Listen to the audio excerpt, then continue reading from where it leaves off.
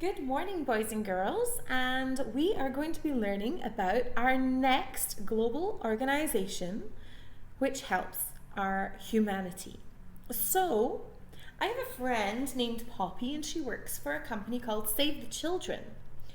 So she has sent me a little video to share with you and some information to share with you. But before we watch her video, I'd like you to stop this video here, pause it, and you're going to click on the link below. So it's in the description of the video.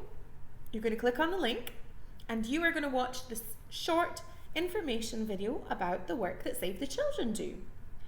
Then once you come back to this video, you're going to get to meet my friend Poppy, and she will describe the kind of things that she does in her job. And then after that, there's some more information that she shared with me that I'm going to share with you. Okay, so pause this video here, click on the link, watch the YouTube video, and then come back here to find out more. Good morning, everybody. My name's Poppy, and I'm currently living in London, in England, in the United Kingdom, and I work for Save the Children. My job is a newborn baby and child health specialist. And what does that mean? Well, it means that I try to increase the likelihood of a newborn baby and a child surviving all the way through into adulthood. Many babies and many children risk dying before they get to their 5th birthday. I know that does sound shocking, but it's very, very common, particularly in countries which are very poor, which don't have child health services. So, for example, many babies are born at home without any doctor or nurse to support their mummy to give birth to them. And that's because they don't have the money to be able to go to hospital. What we try and do at Save the Children is support those women, those mummies, to be able to get to hospital safely and to be able to be seen by a nurse or a midwife or a doctor to give birth to their baby in safety. Also, many children don't get to their 5th birthday because they're unable to get access to medicines and to vaccines, for example, to keep them strong to reach their adulthood. Again, Save the Children supports services in poor and fragile countries where we offer free services to children so that their mummies and daddies don't have to worry about paying for those medications which they really need to keep them growing strong into their adulthood. So that's what we try and do at Save the Children. I wish you all a very good class with your teacher, and it's been lovely to speak to you. Okay, boys and girls, now that you have heard from my friend Poppy, who works for Save the Children, I'm just going to review some of the information that you might need to know about what Save the Children does. Okay, so it's an international, like we said, global organization, and it doesn't work for any government. So a government is the group of people who make decisions in a country. But Save the Children is independent. It doesn't work for a government. It's just a company all by itself, an organization all by itself. And they work just to help young people and children around the world. So Poppy sent me some of the information that she shares with people about children around the world and the kind of work that Save the Children do. So they think it's important that every child has the right to survival, protection, development, and participation. And next week, we're going to be learning a little bit about children's rights and the rights and responsibilities that we have as human beings.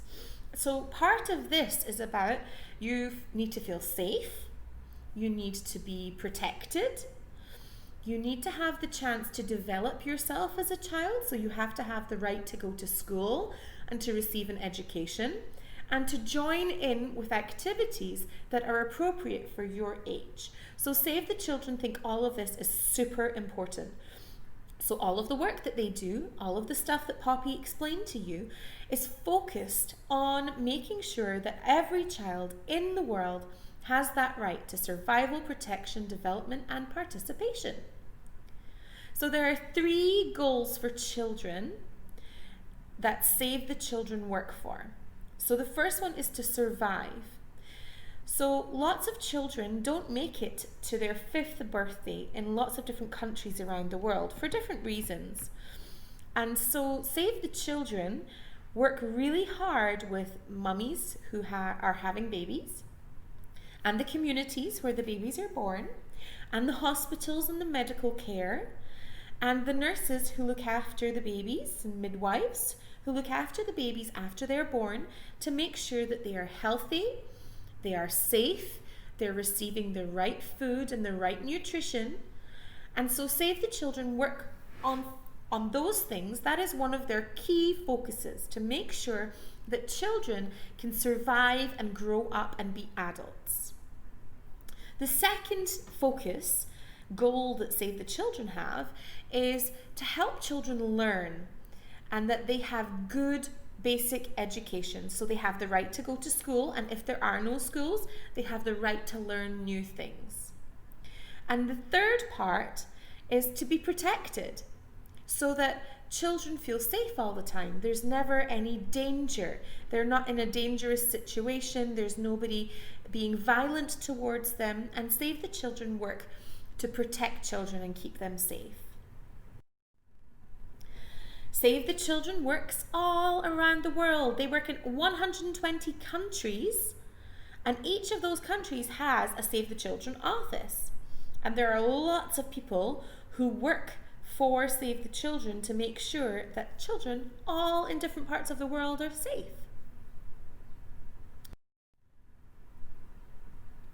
So, Poppy mentioned that some children don't make it to their 5th birthday.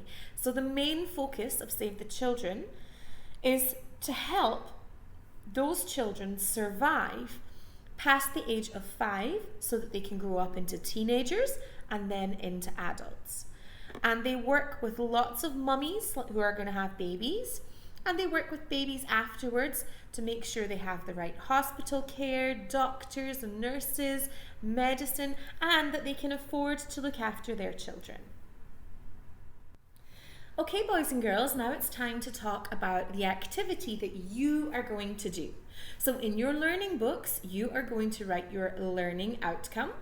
Now the learning outcome is the same as we've been looking at for the last few lessons, because our learning outcome is the overarching theme. So we're talking about learning about organizations who have an impact on quality of life in our global community.